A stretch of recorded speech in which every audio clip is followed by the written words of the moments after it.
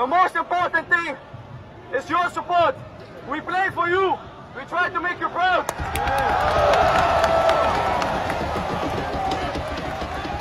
Nobody believes in us, but we believe. We believe.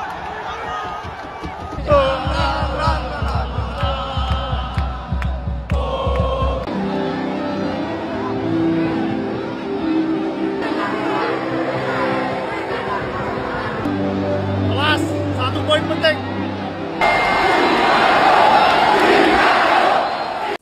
Salam Pancasila. Skor akhir Timnas Indonesia melawan Australia adalah kacamata alias 0-0. Ya, skor itu diperoleh bukan karena serunya pertandingan, tetapi karena bertahan totalnya Timnas Indonesia. Bahasa kerennya parkir tronton depan gawang. Jadi sepanjang 90 menit ya, para penonton Indonesia atau para pendukung Indonesia termasuk saya menahan nafas. Aduh, hampir gol. Untung kipernya bagus. Nah ya, jadi realistis gitu. Ya bukan soal wah tidak membela Indonesia, wah tidak nasionalis. Ya, realistis dan logis. Tidak akan berimbang. Ya karena memang dari ranking FIFA aja jauh, dari pengalaman bertanding pun jauh.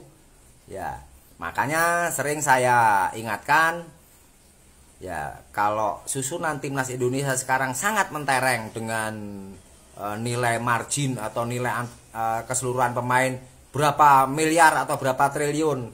Ya, nyatanya menghadapi Australia di kandang sendiri aja, ya nggak berkembang permainannya. Nggak berkembang.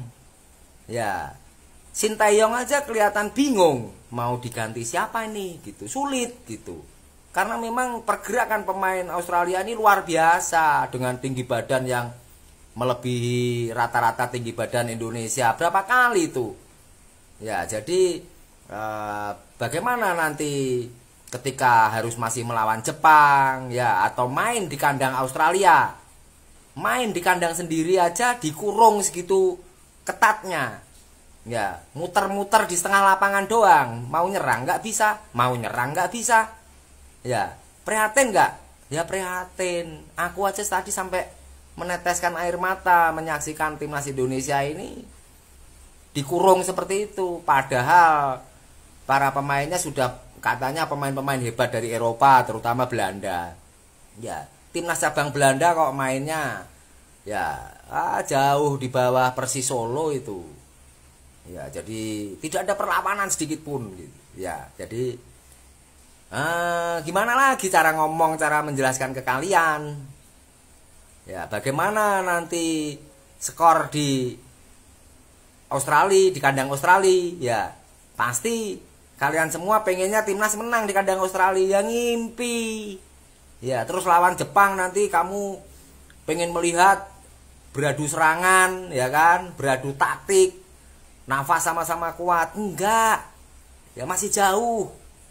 Karena memang kualitas para pemain yang dinaturalisasi ini juga kelas C, kelas 3. Ya, tidak kelasnya mereka gitu, ya. Terus kalau kalian berpikir Timnas Indonesia sekarang berkembang, memangnya Timnas negara lain mandek. Ya. Timnas Indonesia berkembang ya kan, ya mereka juga berkembang ya terus gitu. Ya memangnya timnas mereka mandek gitu ya terus bisa disusul Indonesia gitu. Ya cara pikirnya dirubah ya, jadi supaya kita nasionalis tapi realistis dan logis.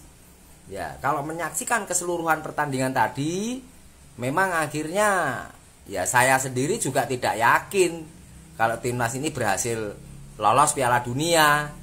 Kalaupun lolos ya pasti jadi bulan-bulanan, jadi lumbung gol tim-tim yang lolos Piala Dunia yang lain. Misalnya nanti satu grup dengan Belanda gitu, satu grup dengan Spanyol gitu. Berapa gol? Ya jangan mimpi terlalu tinggi, belum saatnya. Ya mungkin nanti kalau program makan gratisnya Prabowo itu sudah berjalan, ya fisiknya anak-anak kuat, tinggi badannya hebat-hebat, tinggi-tinggi, Baru bisa berbicara, itu pun tahun 2045. Itu hubungannya ke situ. Ya.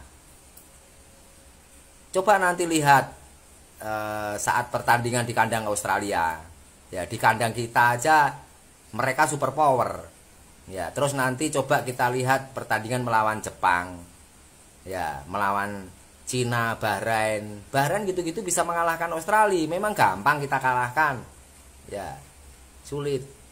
Ya, tetap aja berdoa dan berharap timnas Indonesia lolos Piala Dunia.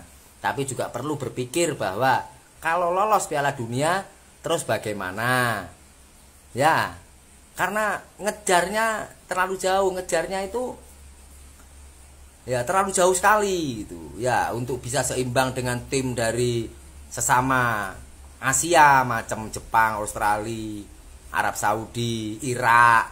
Ya, itu aja kita masih terlalu jauh kesenjangannya, jaraknya masih jauh, apalagi kalau nanti lolos Piala Dunia satu grup dengan negara seperti Afrika, ya, Senegal, ya, terus lalu negara Eropa, Prancis, Spanyol, Inggris, Jerman. Nah, apalagi segrup sama Uruguay, Argentina, Brasil, terus berapa gol gitu, ya. Sadar, ya. Tetap nasionalis, tetap berharap, tapi realistis dan logis. Merdeka, tetap merdeka. Salam olahraga teman-teman, jumpa lagi bersama saya di Falco Ngoe Channel. Ya, ini bagi saya merupakan ciri khas orang yang takut akan bayangannya sendiri. Ya, ciri-cirinya seperti ini, yang topi merah ini nih. Teman-teman bayangkan ketika dia berbicara, dia mengatakan bahwa jangan bermimpi terlalu tinggi. Ya, nantinya kalau timnas Indonesia lolos ke Piala Dunia, itu akan menjadi bulan-bulanan dari negara-negara lain. Wow, apakah ini analisa ataukah sikap emosional? Jadi yang dikatakan oleh si peci merah ini bagi saya seperti residu, ya, sisa-sisa sampah. Mungkin ini mereka ini adalah segerombolannya Towel, ya, Towelisasi. Mereka tidak pernah berpikir bagaimana perjuangan dari para pemain timnas ketika mereka habis-habisan menahan gempuran dari para pemain Australia. Memangnya kalau dalam permainan sepak bola, kalau kita diserang itu kita bertahan atau kita menyerang sih? Ya, kalau ketika kita diserang lalu kemudian kita menyerang, ya bagi saya itu merupakan sebuah kekonyolan. Artinya Anda membiarkan gawang Anda itu dibobol habis-habisan. Ya, pola pikir seperti ini saya kira cukup satu orang ini, ya. Jangan lagi tambah-tambah manusia lagi. Bikin rusak persepak bolaan Indonesia. Gini ya bro ya, kalau kita bicara soal skema pertandingan permainan gameplay dari STY ini, mungkin sebenarnya saya pun jadi pelatih kepala timnas pun bisa sebenarnya. Sebenarnya ini perubahan-perubahan yang ada di kubu timnas ini bukan soal siapa pelatihnya, tapi ini adalah perubahan sistem skema. Kalau dari dulu kita terapin sistem naturalisasi, kita scouting pemain di luar negeri dan lain-lain, mungkin nggak perlu STY yang datang, saya pun bisa gitu loh. Jadi kalau kayak tadi malam kita lihat permainan Indonesia tuh kacau di lini serang, di lini tengah, tapi bagus di defender. Makanya PR-nya itu yaitu kita harus pembenahan di lini tengah dan lini serang. Kalau dulu kita itu punya lini serang zaman Boas, Babang Pamungkas, Arief Siono di tengah, dan banyak lagi ya. Kita itu gacor di lini tengah dan lini depan, tapi di lini belakang kita hancur gitu loh. Jadi sebenarnya ini bukan masalah siapa pelatihnya, tapi masalah skema perubahan mindset. Itulah skema sistem yang sudah diubah. Kalau misalnya ini mungkin kalau kita berterima kasih kepada Pak Erick Thohir yang sudah melakukan pembenahan banyak di dunia sepak bola kita, dan mungkin kita, dan saya tidak mengapresiasi ke STY. Kenapa? Ini adalah kekuatannya dan pengaruhnya Pak Erick Thohir gitu di sini. Jadi kalau kita lihat kemarin, kalau misalnya PSSI Australia, PSSI Arab, ya jor-joran mau naturalisasi pemain, mampu mereka. Tapi mereka membawa lokal pride, karena ini mereka menjunjung bangsa. Ini Martin Paes yang nggak ada darah Indonesia, cuma numpang lahir aja bisa jadi. Tuh, berarti kan di situ bahwa kita itu sebenarnya kekurangan pemain lokal. Rizky Ridho salah satunya. Rizky Ridho permainan bagus, disiplin, dia selalu diandalkan. Nah, ini bagaimana dia bisa menjadi seperti itu? Karena bagaimana kedisiplinannya, tidak main sosial media, tidak caper sana sini, membuat dia tidak egois, mainnya bagus, segala macam. Jadi ini soal sistem, soal mindset ya. Jadi kalau kita bicara soal STY skema permainnya biasa saja. Parkir bus, semua, saya pun kalau misalnya ini pakai skema 5-3-2. Nah, jadi di saat menyerang posisi RB ngerangkap jadi LMF, jadi play make up, jadi gelandang tengah, jadi gelandang kiri, gelandang kanan untuk lari ke depan, 3 stay di bawah. Ketika diserang mereka mundur lagi, kecapean yang di tengah, penyerang nggak bisa apa-apa. Jadi kalau dibilang nggak ngerti bola, gue ngerti bola brother. Jadi coba dipahamin ya, karena kita harus pembenahan gitu. Sekelas Arab Saudi aja kita nggak bisa kita kalahin, Australia bisa, apalagi Bahrain yang udah bantai Australia, apalagi Cina nantinya kita ketemu. Apakah kita main parkir bus terus? Tolong dikoreksi ya teman-teman. Ya, karena Anda minta dikoreksi, maka saya akan koreksi. Ya, pertama-tama Bahrain tidak membantai Australia. Perlu Anda catat ya. Bahrain itu menang dengan Australia itu hanya 1-0. Itu pun Australia bermain dengan 10 orang. Ya, itu yang perlu Anda catat. Kemudian Anda sampaikan, kalau dengan materi pemain yang ada, saya pun bisa mengganti STY. Pertanyaan saya untuk Anda, apakah kalau Anda yang jadi pelatih timnas Indonesia, para pemain-pemain yang sekarang, atau para pemain-pemain diaspora yang di dalam jiwa dan raga mereka mengalir darah Indonesia, akan mau diproses menjadi warga negara Indonesia? Belum tentu, ya. Itu Anda harus merubah mindset Anda, ya. Anda harus merubah mindset Anda. Saya kira Anda ini mungkin kebanyakan nonton konten-kontennya Towel, sehingga saya melihat pola pikir Anda ini tidak bedanya dengan si Towel, ya. Tidak mungkin, ya. Perlu Anda ketahui bahwa hadirnya para pemain-pemain keturunan ini untuk membela timnas Indonesia itu semata-mata karena adanya pelatih berkelas. Ya, kalau pelatihnya dari lokal seperti Fahri Husseini atau siapapun itu, mereka belum tentu mau diproses menjadi warga negara Indonesia. Ya, kita harus akui bahwa pengaruhnya Ketua Umum PSSI Bapak Erick Thohir itu sangat besar. Dan juga tentu Bapak Presiden Joko Widodo. Tapi perlu Anda ingat, perlu Anda catat, hadirnya para pemain ini dilobi oleh Bapak Erick Thohir karena Bapak Erick Thohir berpikir bahwa kita ini mempunyai pelatih yang pernah menangani timnas ya, bermain di Piala Dunia. Itulah yang membuat para pemain diaspora ini mau bergabung, ya, bukan semata-mata karena Bapak Erick Thohir. Jadi kalau Anda yang jadi pelatih timnas, saya kira mungkin mereka ogah. Coba Anda nonton videonya itu, bapaknya Emil Audero. Dia bilang apa? Ngapain anak saya mau dinaturalisasi jadi WNI? Dia lebih memilih Italia karena dia mau main di Piala Dunia. Itu karena apa? Karena dia melihat bagaimana saat itu Indonesia belum menjadi apa-apa. Timnas Indonesia. Sangat disayangkan sekali ya pernyataan Anda ini. Gue kan dah bilang bro, ranking mereka itu tipu-tipu. Bener juga lo bro. Gue yang 24 gak bisa ngapa-ngapain loh. Gue aja yang udah lari keliling Mars pakai masker, tetap aja gak bisa menang. Bahkan gue sampai di give penalti loh sama kipernya. Ji. Kenapa nih? Kenapa? Cerita dong. Kalau udah masalah itu cerita. Mentang-mentang kau di sini masih baru. Ya mau cerita gimana? Masalahnya ada di lu. Lu benerin dong rankingnya. Jangan tipu-tipu kayak gitu. Iya, harusnya lu di rank 30-an sih menurut gua. Bukan ratusan kayak sekarang. Iya, ini gue lagi perbaiki cuy. Dikit-dikit lah. Kalau langsung lonjak ya gak enak juga. Tetangga gue gimana nanti? Mereka kan pengen seneng juga. Paling tidak mereka bisa nyalip sebentar terus turun lagi. Ya, konten ini atau video ini teman-teman tentunya menyindir Malaysia ya, yang dimana baru-baru ini mereka sangat bangga bisa menyalip Indonesia di posisi ranking FIFA.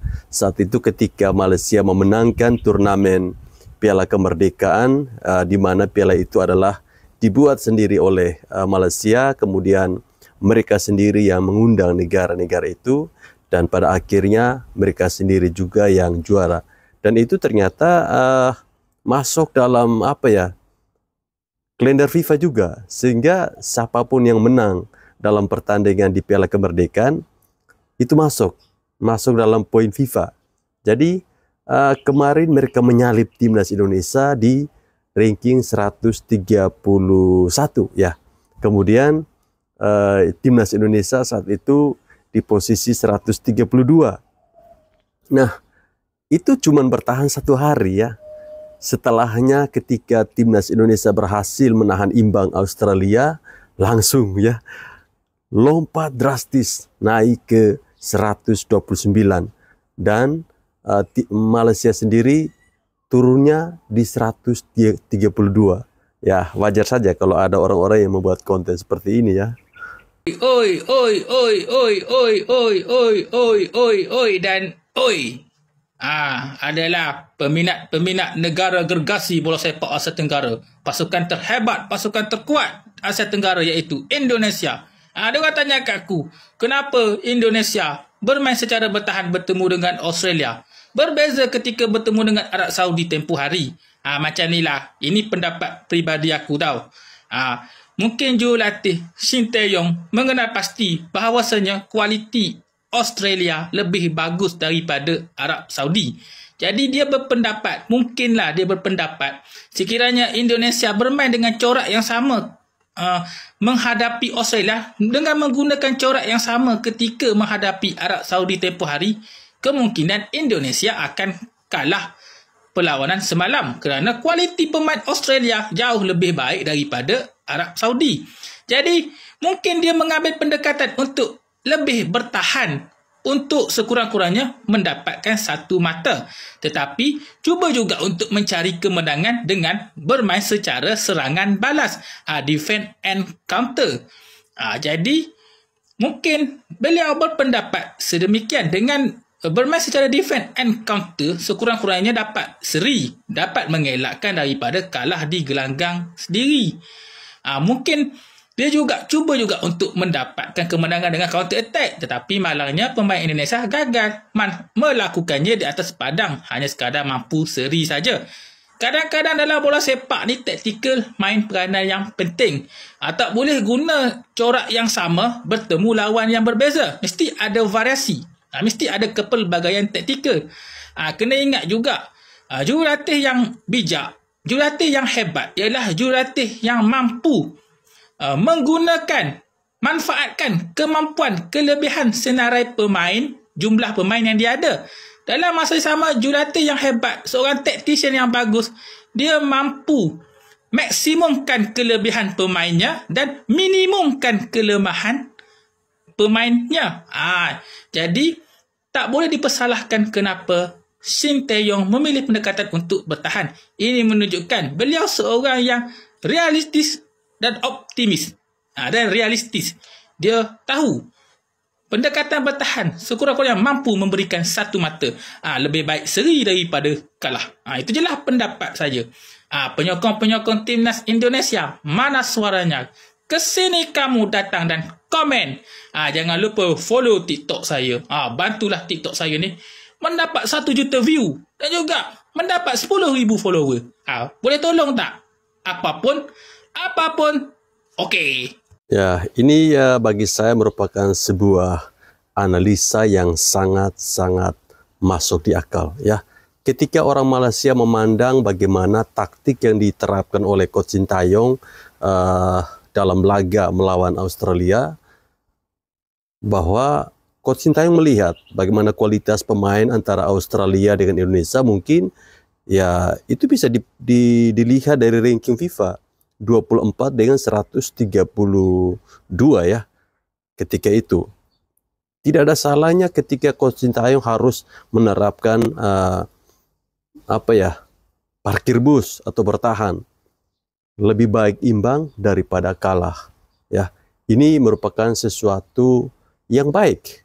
Jadi ya bagaimana kita mau menyerang kalau kualitas striker kita saat ini belum mumpuni, dan itu bisa dilihat dari jumlah gol yang dikumpulkan oleh para striker kita ya teman-teman. Indonesia seri dengan Australia pula. Sebelum tu seri dengan Arab Saudi. Ini bukan perlawanan biasa tau, tapi ini perlawanan nak masuk ke Piala Dunia.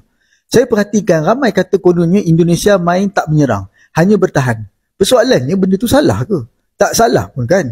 Itu pun salah satu taktik yang cerdik apabila berlawan dengan pasukan yang lebih kuat. Sama lah macam Akhir Rashid buat pada pemain Lubnan hari itu, sampai segelintir penyokong haprak Malaysia yang hentam Akhir kononnya tak ada sportsmanship. Walhal taktik tu sesuai lah untuk lawan pasukan macam Lubnan yang dianggap lebih kuat. Vietnam dan segelintir pihak hentam Indonesia sebab kononnya yang main banyak darah campuran dan naturalisasi. Masalahnya Malaysia pun buat benda yang sama, tapi tak ada hasil kan? Itu maksudnya kekuatan sesebuah pasukan bukan terletak pada pemain asing semata-mata, tapi taktikal jurulatih dan psikologi pemain. Oh ya, hari ini Vietnam, Thailand mungkin perli Malaysia dan Indonesia ya, sebab ada pemain naturalisasi, pemain warisan. Tapi percayalah cakap aku, satu hari nanti Vietnam dan Thailand pun confirm akan buat benda yang sama. Cuma persoalannya bila saja. Jangan lupa tau, dulu pun zaman Tiger Cup sebelum Piala ASEAN ni, kita selalu perli Singapura yang ambil pemain import main skuad kebangsaan mereka kan. Kemudian setelah beberapa tahun kemudian Malaysia dan Indonesia pun buat benda yang sama. Betul tak? Repost video ni kalau anda setuju. Ya, benar yang disampaikan oleh orang Malaysia ini ya, bahwa pola permainan itu bukan karena ada pemain asingnya ya, bagaimana karena taktikal yang diterapkan oleh seorang pelatih. Buat apa kalau ada pemain asing tapi pelatihnya itu miskin taktik ya. Dan apa yang dilakukan oleh Coach Sintayong terhadap pola permainan timnas Indonesia saat menghadapi Australia, bagi saya wajar-wajar saja. Bagaimana kalau misalnya kita menghadapi tim yang sangat ganas dalam menyerang, ya tentunya kita harus bertahan. Berpikirnya sesederhana itu. Tidak harus ribet-ribet. Salam Pancasila. Setelah melihat hasil pertandingan antara timnas Indonesia melawan Australia di kandang Indonesia dengan hasil imbang, artinya saat ini Indonesia telah 2 kali meraih hasil imbang dengan poin 2. Nah, target realistisnya adalah ada 8 pertandingan yang menyusul. Targetkan saja seri atau draw atau imbang, sehingga akan ketambahan 8 poin, jadi 10 poin. Kenapa? Agar lolos ke babak keempat. Ya, sebagai peringkat keempat. Itu target realistisnya. Saya akan memberikan arahan kepada Sintayong ya, agar Sintayong tidak membuai mimpi masyarakat Indonesia, tidak berjanji muluk-muluk ya, lolos peringkat 1 lah, peringkat 2 atau peringkat 3 itu sulit ya. Jelas peringkat 1, 2, 3 itu akan ditempati Jepang, Arab Saudi dan Australia. Kita peringkat 4 aja. Nah, sehingga ketika kita bisa finish di peringkat 4, kita akan melaju ke babak keempat, yang mana peringkat 3 dan 4 ini lolos ke babak selanjutnya, babak keempat. Ya, dari 3 tim itu akan lolos 6 tim karena diambil 2-2 ya, 3-4. Nah, disitulah timnas baru fight ya, baru serius. karena memang lawan-lawan yang dihadapi kemungkinan adalah seimbang, karena memang cuma menghuni peringkat 3 dan 4. Ya, nah dari 6 tim itu dibagi 2 grup, A dan B. Ya, timnas Indonesia nanti ada di grup mana enggak masalah. Ya, yang saya perkirakan yang lolos ke babak keempat ini dari grup A itu adalah Qatar dan Uni Emirat Arab. Dari grup B itu Yordania dan Oman. Dari grup C itu Indonesia, kalau enggak dengan Australia ya dengan Arab Saudi. Nah, itu dibagi tuh dalam 2 grup. Ya. Juara-juara grupnya itu akan langsung melaju menyusul 6 tim yang sudah lolos dari babak ketiga. Ya. Nah, di situ kita berharap jangan satu grup dengan Arab Saudi. Ya, kalau kita satu grup dengan Uni Emirat Arab dan Qatar, ya kita bisa menjadi peringkat 1. Ya, sehingga akan ikut lolos ke Piala Dunia secara otomatis. Ya. Nah, itu nanti akan ada babak kelima, tapi lebih repot lagi kalau babak kelima. Ya, seperti itu kira-kira. Jadi yang jadi target Sinteyong saat ini 8 sisa pertandingan ini targetkan saja seri atau draw, nggak usah muluk-muluk. Ya, kasihan juga rakyat ini dikasih janji-janji muluk yang tidak sesuai. Jadi kalau saya melihat rakyat saat ini seperti mimpi terbang di atas awan tanpa sayap. Kasihan dong. Ya. Jadi semangatnya menggebu-gebu nasionalisme, tapi timnya memang kurang bisa diharapkan. Ya, main di kandang sendiri aja seri, draw melawan Australia aja itu dengan cara bertahan total. Bisa bayangkan nanti main di Australia, di negara mereka. Ya, bagaimana kita akan dibombardir selama 95 menit misalnya, tambahan 5 menit ya. Ya, itu belum melawan Jepang. Ya, jadi targetkan saja seri atau mengambil mencuri poin dari tim lemah seperti Bahrain atau Cina. Ya, targetnya peringkat 4 aja. Oke? Ya, ini realistis dan logis. Ya, saya tidak mau dibuai mimpi terlalu tinggi karena buktinya memang belum ada. Ya, mana buktinya? Kan belum ada. Ya, dengan materi tim semi Eropa. Ya, semi Eropa kenapa? Karena pemain keturunan Eropa. Itu pun tidak moncer kok. Ya, tidak keren, tidak hebat. Wah.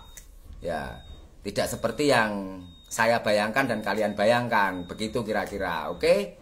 Ya, selamat berjuang timnas Indonesia ke babak keempat. Jangan berpikir langsung lolos Piala Dunia dulu, lolos ke babak keempat dulu aja. Salam realistis, merdeka. Teman-teman, silakan komentari video ini. Saya malas saya mau menanggapi ini peci merah ini. Ini kalau ada ya teman-teman, terkait dengan pernyataan si peci merah tadi bahwa dia melihat kita ini yang pendukung timnas Indonesia seperti orang yang terbang tanpa sayap. Jadi ya mungkin dia melihat bahwa kita ini menghayalnya jangan terlalu tinggi. Saya pikir tidak menjadi masalah ya. Kita ini kan mendukung timnas Indonesia, ini kan ikhlas ya. Kita ini bukan pendukung FOMO yang ketika timnas kalah kita hujat mereka. Yang ketika timnas menang kita sanjung-sanjung mereka ya. Kami sebagai pendukung setia timnas Indonesia, kalah menang tetap akan kami dukung ya. Kalau menang tetap akan kami dukung. Kalau teman-teman bagaimana? Apakah sama seperti saya? Coba komentar di bawah sini ya.